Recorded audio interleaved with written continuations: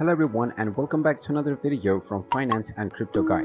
In this video, I'm going to show you how to log into your account on the Oasis Hr website. So let's get started right away. First of all, open up your web browser and then in the address bar type in employee.oasispayroll.com and press enter. You will now be taken into the official employee login portal for Oasis Payroll. Now within the username section, type in the username that you have set up while creating your account and then enter your account password underneath within the password box. You can then click on the sign in button and you will be logged in to your Oasis Payroll account right away.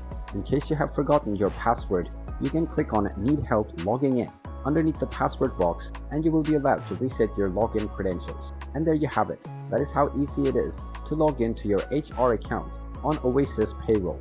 If you find this video helpful, make sure you hit that like button and subscribe to our channel if you haven't done so already. Also ring that notification bell to never miss another update from us. Thank you for watching and I will see you again in the next video.